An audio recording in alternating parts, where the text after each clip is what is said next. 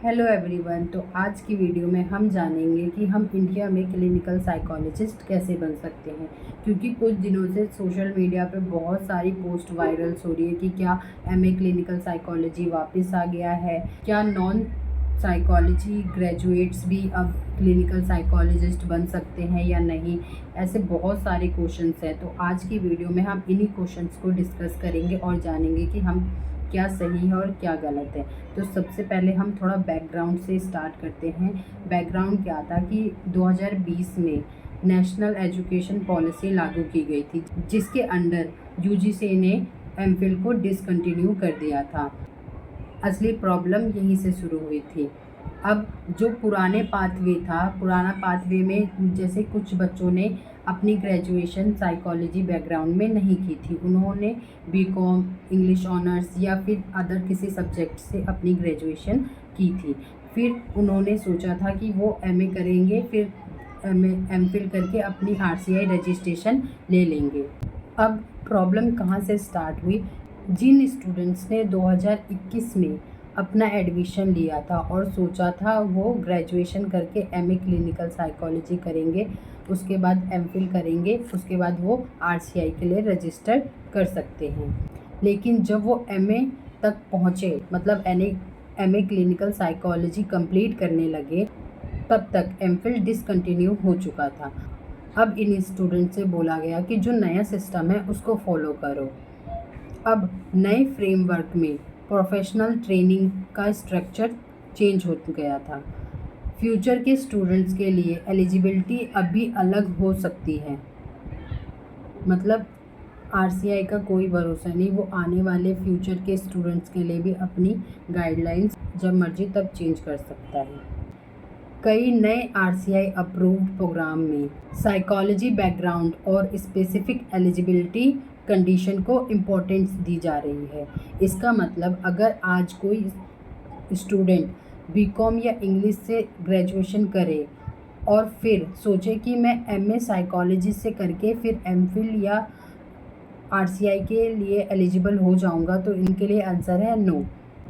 मतलब जो बच्चे ग्रेजुएशन में साइकोलॉजी लिए थे, अब वही आगे क्लिनिकल साइकोलॉजी के लिए एलिजिबल होंगे। अब दिल्ली हाई कोर्ट ने क्या कहा? कोर्ट ने ये नहीं कहा कि एमफिल परमानेंटली वापस आ गया है। कोर्ट ने ये भी नहीं कहा कि अब सब स्टूडेंट्स ऑटोमेटिकली आरसीआई अप्रूव्ड हो जाएंगे, चाहे वो नॉन साइकोलॉजी बैकग्राउंड के क्यों ना हो। कोर्ट ने जो कहा उसका बेसिक प्रिंसिपल था फेयरनेस। मतलब अगर किसी स्टूडेंट ने पुराने रूल्स के अकॉर्डिंग एडमिशन लिया था, यानी उन्होंने ये सोचा था कि मैं ग्रेजुएशन किसी भी अदर सब्जेक्ट से करके एमए साइकोलॉजी से करूं और फिर एमफिल करूं, तो उनके लिए ये पुराना आरसीआई ने जो सिस्टम लागू किया था वही चलेगा। उनके साथ फेयरनेस होगी इस चीज़ में। तो बीच में रूल चेंज करके उनका करियर ख़राब नहीं किया जा सकता। स्टूडेंट्स ने जिस रूल के अकॉर्डिंग अपना करियर स्टार्ट किया था, उसकी रिजनेबल एक्सपेक्टेशन को प्रोटेक्ट किया जाना चाहिए। कोर्ट ने मेनली उन स्टूडेंट्स की सिचुएशन कंसीडर की जो पुराने सिस्टम के अंडर पढ़ाई कर रहे थे, जो बीएससी या बीए कंप्लीट कर चुके थे, जो एमए क्लिनिकल साइकोलॉजी कर रहे थे या कंप्लीट कर चुके थे, और उन स्टूडेंट्स को भी जिनका ग्रेजुएशन किसी और सब्जेक्ट में था लेकिन उन्होंने पुराने रूल्स के अकॉर्डिंग एमए साइकोलॉजी में की थी और एमफिल का प्लान कर रहे थे। यानी कोर्ट का फोकस इन स्टूडेंट पे था जिन्होंने पुराने सिस्टम पे अपना पाथवे बनाया था।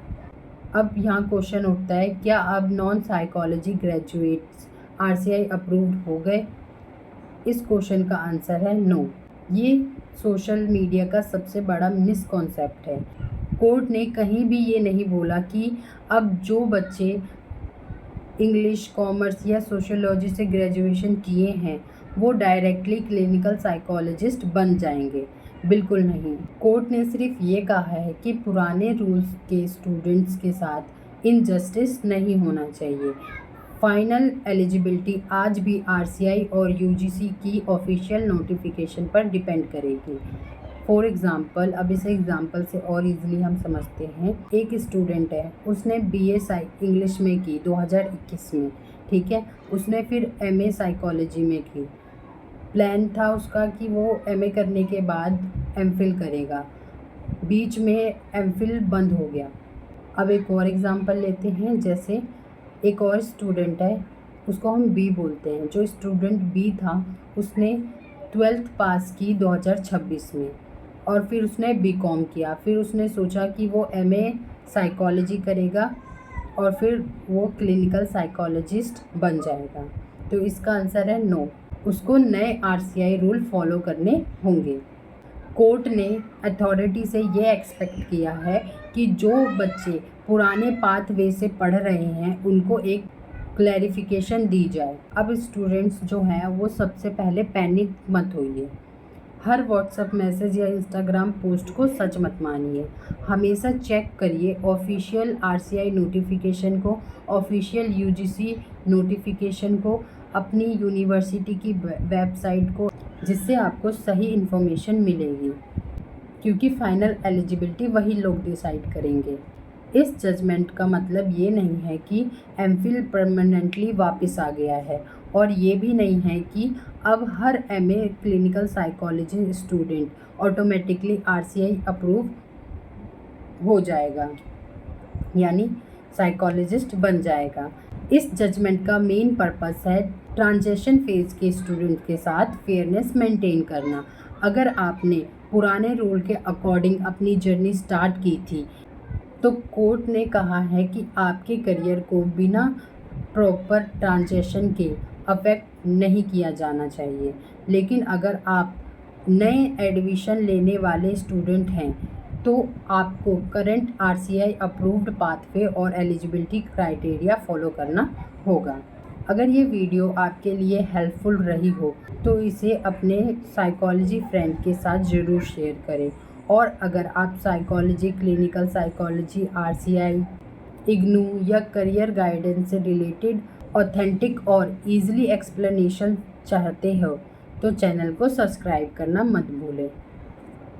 Thanks for watching.